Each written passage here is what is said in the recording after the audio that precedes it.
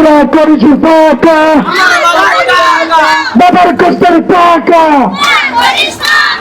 সিন্ডিকেটের খেলা ভেঙে দাও ঘুরিয়ে দাও অ্যাকশন টু অ্যাকশন লেগেছে লেগেছে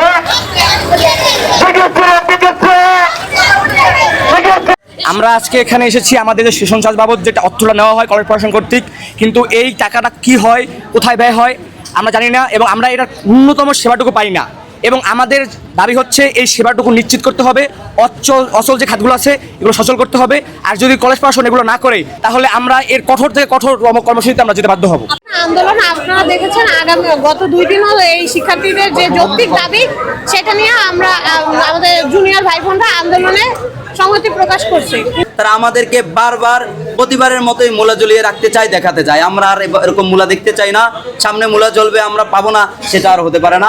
আমরা একটি যৌক্তিক সমাধান চাই। আমাদের প্রশাসনের সাথে কয়েকবার যোগাযোগ করেছি, আপনারাও জানেন। আমরা বিভিন্ন সময় কলেজের উন্নয়নের জন্য আমরা আন্দোলন করে আসছি, কিন্তু কলেজ প্রশাসন আমাদেরকে কোনো ধরনের সুফল দিতে পারে নাই এবং তারা আমাদেরকে সবসময় আশ্বাস দিয়ে থাকে, কিন্তু আমরা আশ্বাসের প্রতিফলন পাই না। তাই আজকে আমরা ঘোষণা করছি তাদেরকে আবারও আমরা 24 ঘন্টার আলটিমেটাম দিচ্ছি। যদি তারা 24 ঘন্টার মধ্যে আমাদের দাবি দেওয়া মেনে নেয় এবং আমরা যদি এর প্রতিফলন পাই তাহলে আমরা আর কোনো আন্দোলন করব না, না হয় আমরা কঠোর থেকে কঠোরতর আন্দোলনের হুঁশিয়ারি দিচ্ছি।